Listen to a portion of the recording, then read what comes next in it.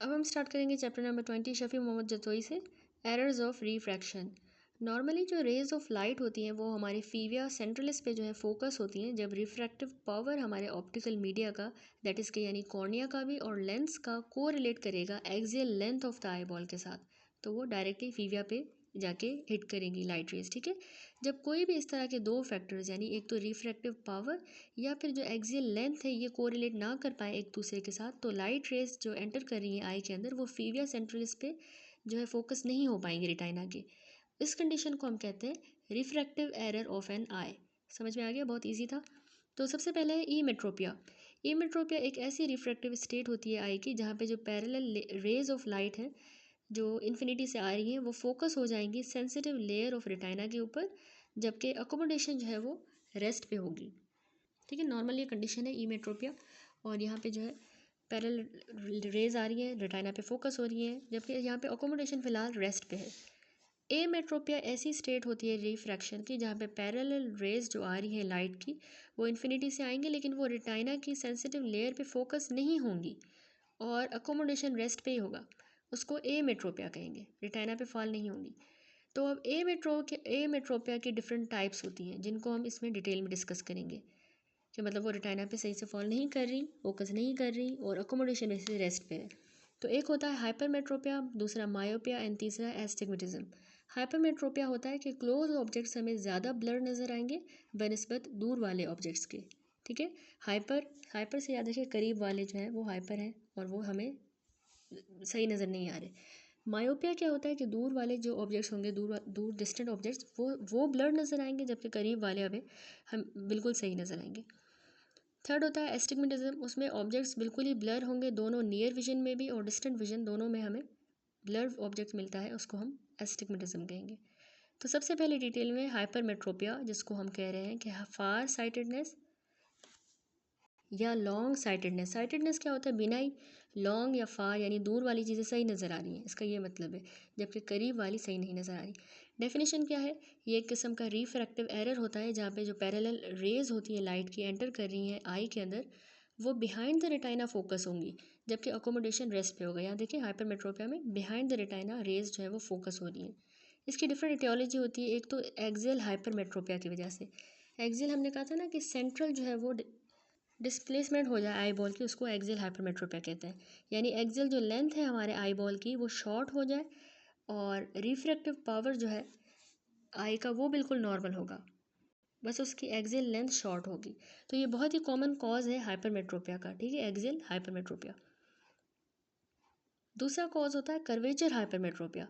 अब कर्वेचर जो है हमारी कॉर्निया का या लेंस का या दोनों का, वो फ्लैट हो जाता है बनस्पत नॉर्मल के। फ्लैट होगा तो उसको कहते हैं कर्वेचर हाइपरमेट्रोपिया, उसकी वजह से ये हाइपरमेट्रोपिया होगा।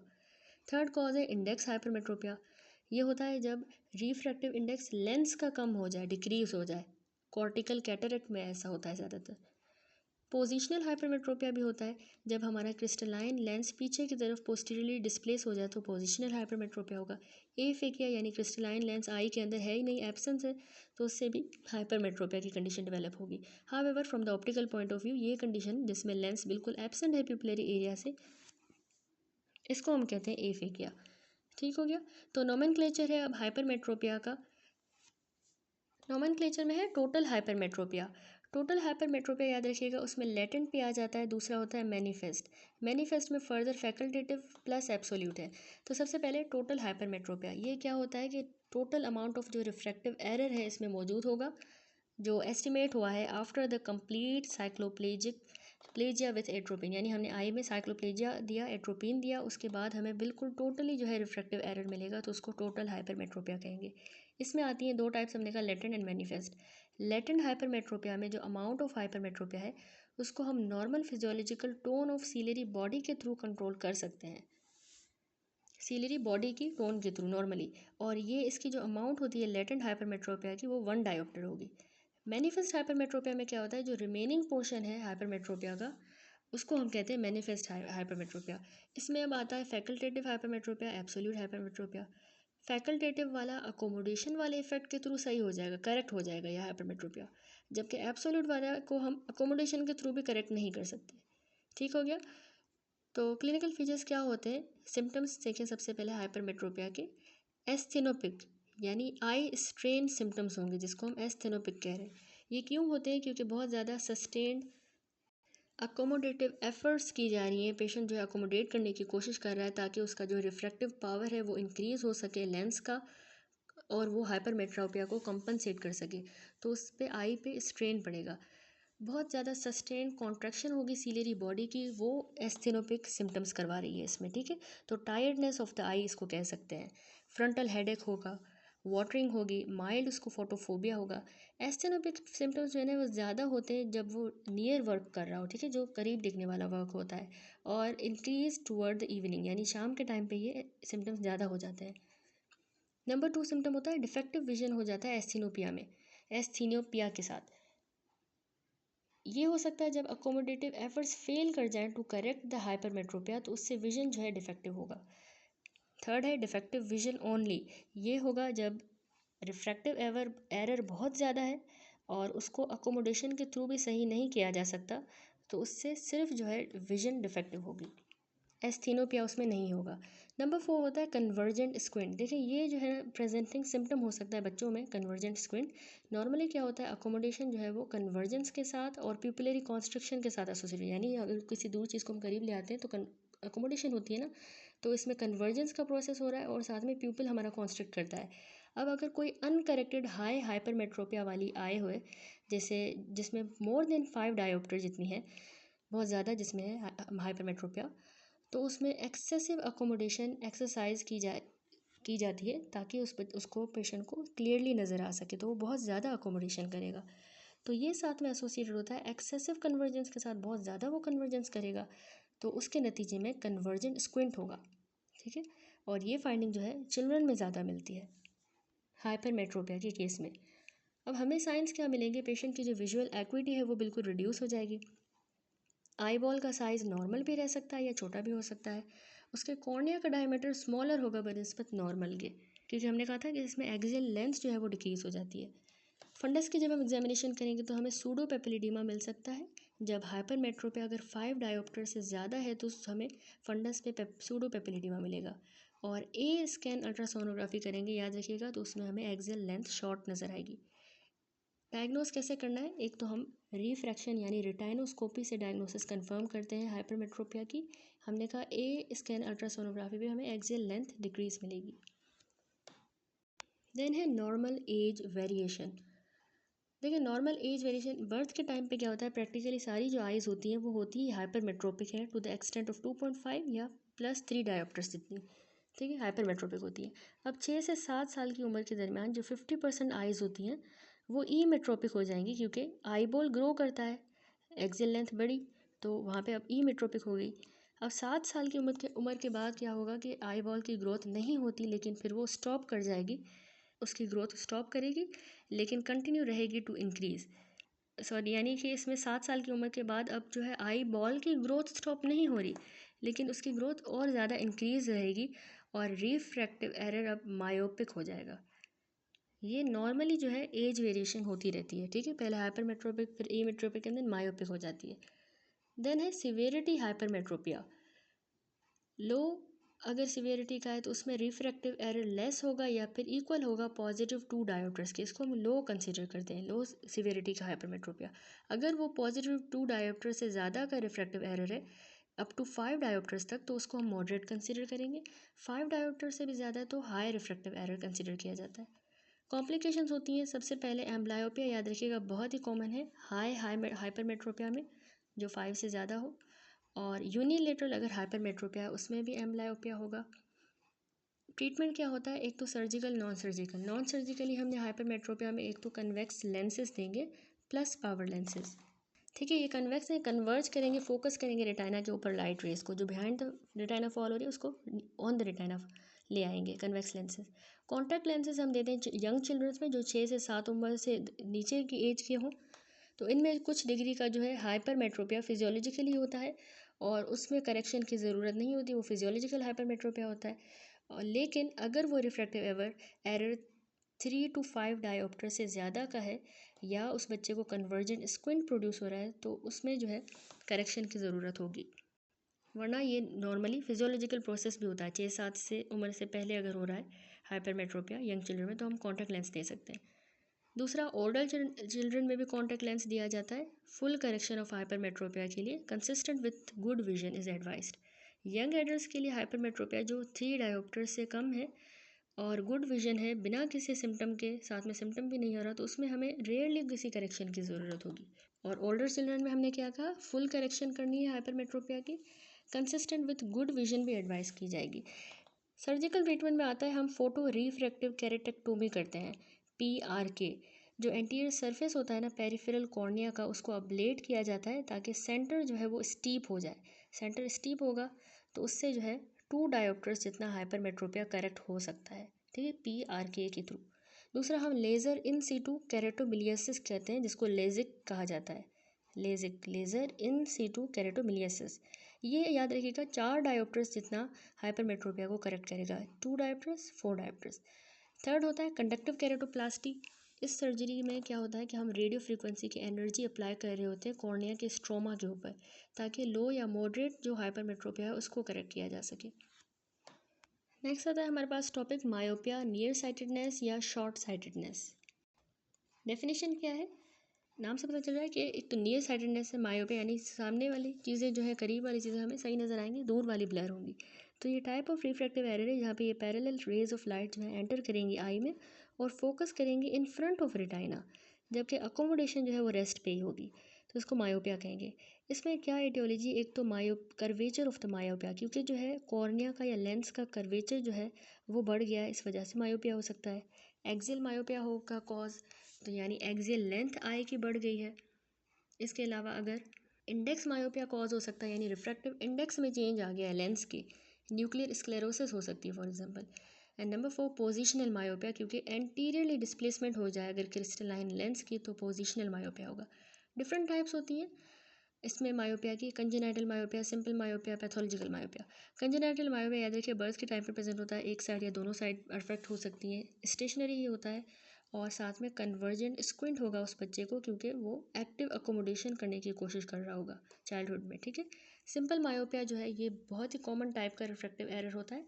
दूसरी टाइप है सिंपल मायोपिया, 5 से 10 साल की उम्र के दरमियान ऑनसेट होगा, ग्रेजुअली फिर 20 से 25 के दरमियान ये बढ़ता जाएगा सिंपल मायोपिया, और ये सेल्डम ही 6 डायोप्टर से ज़्यादा होगा। इसमें कोई भी हमें डीजेनरेटिव चेंजेस फंडस में नहीं मिलते, सिंपल मायोपिया है। थर्ड होता है पैथोलॉजिकल या डीजेनरेटिव मायोपिया। अब ये प्रोग्रेसिव मायोपिया है, यानी ये 5 से 10 साल की उम्र में बिगिन होगा और फिर ग्रेजुअली बढ़ता जाएगा, 15 से 20 डायोप्टर जितना हो जाएगा अर्ली एडल्ट लाइफ तक। इसमें स्ट्रांगली ये हेरिडिटरी पैटर्न रखता है, हेरिडिटरी यानी ट्रांसमिशन होगी इसमें। पैथोजेनेसिस क्या है, एक्सियल जो लेंथ होती है आई बॉल की वो कंटिन्यू रहेगी to increase due to the degenerative changes in the sclera. Sclera में डीजेनरेटिव चेंजेस आ रहे हैं तो उसकी एक्सियल लेंथ बढ़ती जाएगी, जो कि अनेबल है to withstand the normal intraocular pressure. Sclera में डीजेनरेटिव चेंजेस आ रहे हैं ना मायोपिया की वजह से, तो वो इंट्राओकुलर प्रेशर जो है वो नॉर्मल इंट्राओकुलर प्रेशर उसको बर्दाश्त नहीं कर पाएगा, इस वजह से एक्सियल लेंथ आई बॉल की बढ़ना शुरू हो जाएगी, ठीक है। तो डिटोरिएशन हो जाएगी विजन की, साथ में कोरोइड और रिटाइना के भी चेंजेस मिलते हैं, क्योंकि स्क्लेरा स्ट्रेच हो रहा है, एलोंगेट हो रहा है, इसलिए कोरोइड रिटाइना के चेंजेस। इस तरह के चेंजेस में क्या आता है, यहाँ फिगर देखें, पैथोलॉजिकल मायोपिया में कोरियो रिटाइनल देखें डीजेनरेशन हो रही है, ये ऑप्टिक डिस्क है, यहाँ पे पेरीपेपिलरी एट्रोफी हो गई है। तो हमें क्या मिलते हैं इस तरह के जो चेंजेस होंगे कोरोइड और रिटाइना में, एक तो मायोपिक चेंजेस ऑप्टिक डिस्क में है, मायोपिक हमें क्रीसेंट मिलेगा, फिगर में हमने देखा पेरीपेपिलरी एट्रोफी, और सुपर ट्रैक्शन क्रीसेंट मिलेगा। ब्रूच्ड मेम्ब्रेन जो है उसमें ब्रेक्स आ जाएंगे, जिसको हम लैक्वर क्रैक्स कहते हैं, ये हमें येलो कलर के इरेगुलर ब्रांचिंग रेटिकुलर फिगर्स की तरह नजर आएंगे, जो क्रैक्स होंगे लैक्वर के अंदर। नंबर 3 कोरोइडल न्यू वास्कुलराइजेशन हमें मिलती है। क्या होता है कि वास्कुलर ग्रोथ हो जाती है कोरोइड से सब रिटाइनल स्पेस के अंदर, क्योंकि ब्रूच मेम्ब्रेन जो ब्रेक हो गई है। इसके अलावा हमें फॉस्टर फर्श स्पॉट्स मिलते हैं, फॉस्टर फर्श स्पॉट, ये फिगर देखें, यहाँ पे फॉस्टर फर्श स्पॉट दिखाया गया, ये असल में डार्क पिगमेंटेड लेजन होती है मैक्यूला के अंदर, हेमरेज की वजह से और पिगमेंटेशन की वजह से, ये भी हमें इसमें मिलती है मायोपिया में, पैथोलॉजिकल मायोपिया। डिफ्यूज़ और पैची कोरियो रिटाइनल एट्रोफी भी हो जाएगी, पोस्टीरियर स्टेफाइलोमा, डीजेनरेटिव पेरिफेरल रिटाइना में होल्स भी बन सकते हैं, डीजेनरेटिव होल, और रिटाइनल डिटैचमेंट का इंसिडेंस भी बढ़ सकता है, डीजेनरेटिव चेंजेस विट्रस में भी आ सकते हैं। ठीक हो गया। कॉम्प्लिकेशंस पे आ जाएं तो मेन जो विजन थ्रेटनिंग कॉम्प्लिकेशंस होंगी ना पैथोलॉजिकल मायोपिया की, उसमें एक तो पोस्टीरियर स्टेफाइलोमा होगा, दूसरा कोरोइडल नियोवास्कुलराइजेशन और मैकुलर हेमरेज हो सकती है, रेटाइनल डिटैचमेंट और ग्लोकोमा। तो क्लिनिकल फीचर्स पे आए, सबसे पहले सिम्टम्स है, एक तो ब्लर्ड विजन होगा डिस्टेंस के लिए, यानी दूर की चीज़ें, ये नियर साइटेडनेस होती है ना मायोपिया, तो उसको डिस्टेंस चीज़ें जो है ब्लर्ड नज़र आएंगी, ये मेन प्रेजेंटिंग सिम्टम होगा। और half shutting of the eyes main complain होगी by the parents of the child, यानी वो अपनी आंखें आधी बंद रखता है, ये मायोपिया में पेरेंट्स की कंप्लेन होगी। बाकी जो प्रेजेंटिंग सिम्टम्स है उसमें एक तो इंटरमिटेंट डाइवर्जेंट स्क्विंट हो सकता है, जिसको हम एक्सोडेविएशन कहते हैं, यानी इस तरह से अगर ये दोनों आइज़ हैं तो यहाँ पे जो है डाइवर्जेंट स्क्विंट होगा। ठीक हो गया। और कांस्टेंट डाइवर्जेंट स्क्विंट भी हो सकता है, जिसको एक्सोडेविएशन कहेंगे of the eyes. High myopia में क्या होता है, आइज़ की जो कन्वर्जेंस होती है क्लोज वर्कअप के लिए, यानी in high myopia the convergence of the eyes for close work dissociates from the accommodation which is not required. This dissociated convergence unchecked by accommodation may develop into divergent squint। ठीक है, इस वजह से भी divergent squint develop होगा, और initially ये intermittent वाला होगा लेकिन बाद में ये constant हो सकता है squint। साइंस हमें क्या मिलते हैं, एक तो पेशेंट की जो विजुअल एक्विटी हमें रिड्यूस मिलेगी, आई बॉल्स हमें जो है बिल्कुल प्रोमिनेंट नज़र आएंगे, एंटीरियर चैम्बर जो है डीप हो जाएगा, फंडस की एग्जामिनेशन में सिंपल मायोपिया फंडस बिल्कुल नॉर्मल होगा, और दूसरा पैथोलॉजिकल मायोपिया में हमें डीजेनरेटिव मायोपिक चेंजेस मिलेंगे।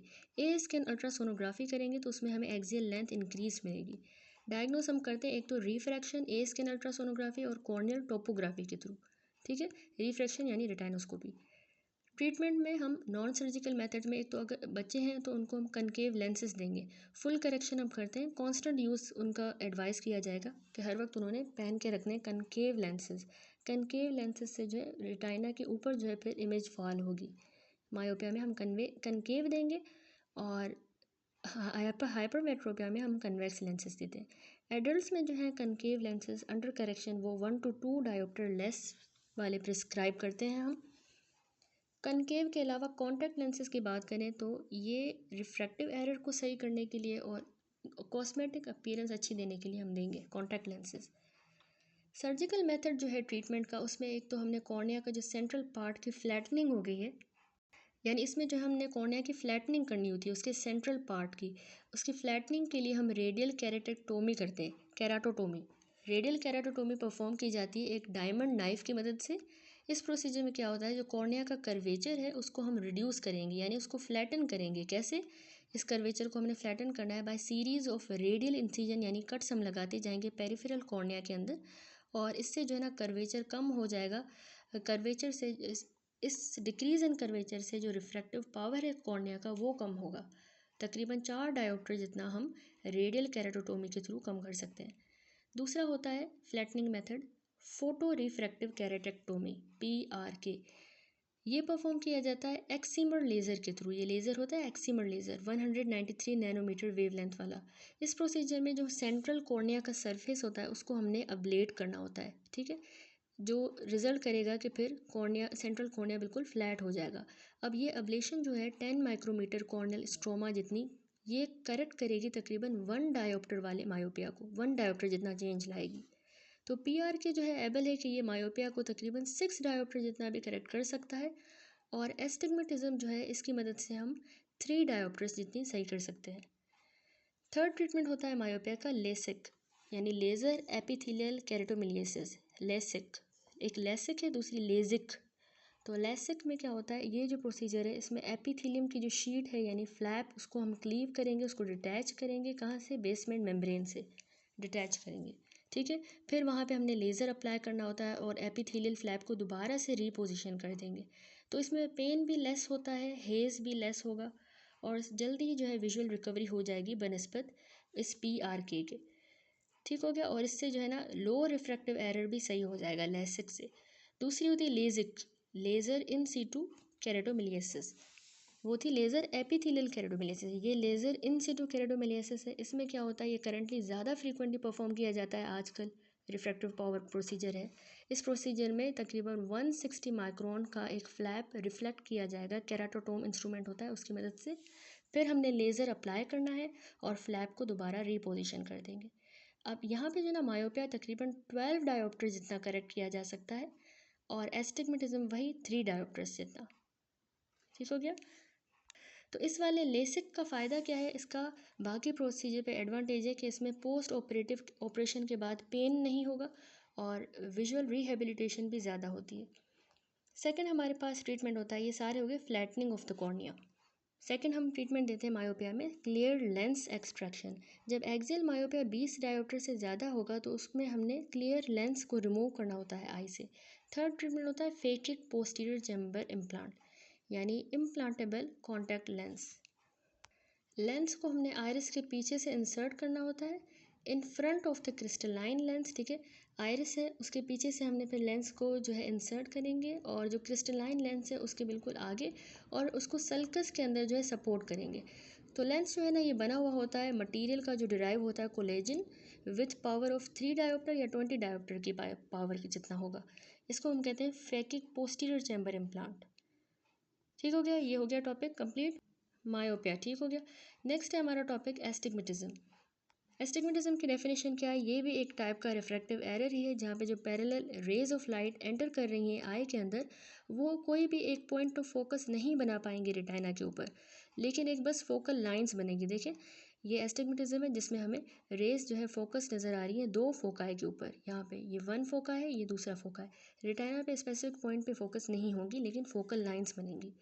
तो एस्टिग्मेटिज्म में जो रिफ्रैक्टिव पावर कॉर्निया का और लेंस का है वो एक जितना नहीं होता ऑल मेरिडियंस में। तो इसीलिए instead of a single focal point दो फोकल पॉइंट बनते हैं जो फोकल इंटरवल्स के साथ सेपरेट हुए हुए हैं। अब दोनों फोकल पॉइंट्स का जो बीच का डिस्टेंस है उसको हम कहते हैं स्ट्रूम स्क्वायरॉइड। या फिगर देखिए इसमें दिखाया गया है स्ट्रूम कॉनॉइड, उसको हम कहते हैं दोनों फोकल पॉइंट की डिस्टेंस को, क्योंकि लेंस का और कॉर्निया का दोनों का एक जितना नहीं है रिफ्रैक्टिव पावर, इसीलिए दो फोकल पॉइंट बने। टाइप्स होती हैं एस्टिग्मेटिज्म की। रेगुलर एस्टिग्मेटिज्म, उसमें फर्दर 3 होती हैं, सिंपल कंपाउंड मिक्स्ड। ठीक है, रेगुलर। दूसरा इर्रेगुलर एस्टिग्मेटिज्म होता है। तो रेगुलर एस्टिग्मेटिज्म की डिटेल है, रेगुलर एस्टिग्मेटिज्म दो प्रिंसिपल मेरिडियंस के साथ प्रेजेंट करता है, यानी ये प्रेजेंट करेगा जब दो प्रिंसिपल मेरिडियंस राइट एंगल पे होंगे एक दूसरे के। ठीक है, तो इसको हमने फिर फर्दर क्लासीफाई किया फॉलोइंग टाइप्स में। इसमें होता है with the rule astigmatism, WTR। दूसरा होता है against the rule astigmatism, ATR। And third oblique astigmatism. तो विथ द रूल एस्टिग्मेटिज्म में क्या होता है, जो वर्टिकल मेरिडियन होगा वो ज़्यादा कर्व्ड होगा नॉर्मल कॉर्निया के अंदर। और इस वाली टाइप को जो एस्टिग्मेटिज्म को रिक्वायर होता है कनकेव सिलेंड्रिकल लेंस देंगे। याद रखिएगा कनकेव, लेकिन सिलेंड्रिकल लेंस हम 180 डिग्री या दे सकते हैं, या इवन हम कन्वेक्स सिलेंड्रिकल लेंस भी दे सकते हैं लेकिन 90 डिग्री पे। ठीक है, और इसमें हमने कहा कि मेरिडियन ज़्यादा कर्व्ड होगा जैसा कि नॉर्मल कॉर्निया में होता है, वर्टिकल मेरिडियन ज़्यादा कर्व्ड होगा। दूसरा है अगेंस्ट द रूल एस्टिग्मेटिज्म, तो इसमें जो हॉरिजॉन्टल वाला मेरिडियन होगा वो ज़्यादा कर्व्ड हमें मिलता है, यानी फॉर एग्जांपल कैटरेक्ट सर्जरी के बाद। तो इसमें भी कन्वेक्स सिलेंड्रिकल लेंस 180 डिग्री पे दिया जाएगा, वहाँ हम कनकेव 180 पे दे रहे थे, यहाँ कन्वेक्स 180 पे देंगे और कनकेव सिलेंड्रिकल लेंस 90 डिग्री पे। थर्ड टाइप होती है ये ओब्लिक एस्टिग्मेटिज्म। अब यहाँ पे जो दो प्रिंसिपल मेरिडियंस हैं वो हॉरिजॉन्टल नहीं होंगे और वर्टिकल भी, लेकिन ये एक दूसरे के राइट एंगल पे होंगे वन अनदर, यानी फॉर एग्जांपल 45 डिग्री होगी, ठीक है, और 135 डिग्री, जिस तरह यहाँ शोन है फिगर में। तो ये रेगुलर एस्टिग्मेटिज्म को हमने फर्दर 3 में क्लासीफाई कर दिया। अब रेगुलर की हमने 3 टाइप्स कही थी, simple, compound and mixed. Simple में क्या होता है, सिंपल एस्टिग्मेटिज्म में सिंपल मायोपिक एस्टिग्मेटिज्म होता है और सिंपल हाइपरमेट्रोपिक। फर्दर जो है 2 टाइप्स हैं। सिंपल मायोपिक में जो रेज होती हैं एक मेरिडियन फोकस की of the retina and the other meridian focus in front of the retina, यानी एक वाली meridian focus on the retina fall कर रहा है, दूसरा वाला फ्रंट ऑफ द रेटाइना पे, तो इसको सिंपल मेरिडियन हम कहेंगे, सिंपल मायोपिक एस्टिग्मेटिज्म कहेंगे। दूसरी होती है सिंपल हाइपरमेट्रोपिक एस्टिग्मेटिज्म। यहाँ पे रेज एक मेरिडियन फोकस की रेटाइना पे ही फॉल करेंगे लेकिन दूसरी बिहाइंड द रेटाइना, यानी हाइपरमेट्रोपिया की तरह। ये हो गया सिंपल हाइपरमेट्रोपिक एस्टिग्मेटिज्म। दूसरी होती है रेगुलर एस्टिग्मेटिज्म की टाइप कंपाउंड एस्टिग्मेटिज्म। कंपाउंड में भी कंपाउंड मायोपिक है, दोनों मेरिडियंस की rays front of the retina पे आए तो हम उनको कंपाउंड मायोपिक एस्टिग्मेटिज्म कहेंगे। दूसरी कंपाउंड हाइपरमेट्रोपिक, दोनों rays behind the retina fall करें कंपाउंड हाइपरमेट्रोपिक। थर्ड होती है मिक्स्ड एस्टिग्मेटिज्म, यानी रेज एक मेरिडियन फोकस की फ्रंट ऑफ रेटाइना पे आए और दूसरा जो मेरिडियन है वो बिहाइंड द रेटाइना, तो इसको मिक्स्ड एस्टिग्मेटिज्म, यानी रेटाइना पे नहीं है, एक फ्रंट एक बिहाइंड, मिक्स्ड कहलाएगा। यहाँ पे रेगुलर कंप्लीट हुआ। दूसरी टाइप है एस्टिग्मेटिज्म की इर्रेगुलर एस्टिग्मेटिज्म। ये कैरेक्टराइज हुआ है कि इसमें रिफ्रैक्टिव पावर में इर्रेगुलर किस्म का चेंज आता है डिफरेंट मेरिडियंस के अंदर। क्यों आता है? क्योंकि कॉर्नियल कर्वेचर में कोई इर्रेगुलरिटी है और इसी वजह से कोई भी ज्योमेट्रिकल फोकस नहीं बनता ऑन द रेटाइना। ठीक है, कोई भी ज्योमेट्रिकल फिगर ऑफ फोकस नहीं बनेगा रेटाइना पे, इसको हम कह देंगे इर्रेगुलर एस्टिग्मेटिज्म। मसला कोई कॉर्नियल कर्वेचर का हो सकता है, इर्रेगुलरिटीज हो सकती हैं। अब आते हैं इटियोलॉजी ऑफ एस्टिग्मेटिज्म पे। क्यों होते हैं इस तरह के एस्टिग्मेटिज्म? जब मेरिडियंस जो है ना, कर्वेचर मेरिडियंस हमारे कॉर्निया के, जैसे कि वो चेंज हो जाए, जैसे केरेटोकोनस में होता है जब बल्जिंग होती है कॉर्निया की, या कॉर्नियल इंजरी में, या लेंस के अंदर जैसे कि लेंटिगोनस में, तो उनके जो मेरिडियंस है ना, कर्वेचर मेरिडियंस, वो चेंज हो गया है कॉर्निया का। दूसरा कॉज होता है डिसेंटरिंग ऑफ द लेंस, सेंटर पे नहीं रहा लेंस तो एस्टिग्मेटिज्म हो सकता है। रिफ्रैक्टिव इंडेक्स लेंस का अगर चेंज हो जाए, फॉर एग्जांपल कैटरेक्ट की डेवलपमेंट के दौरान उसका रिफ्रैक्टिव इंडेक्स चेंज होता है।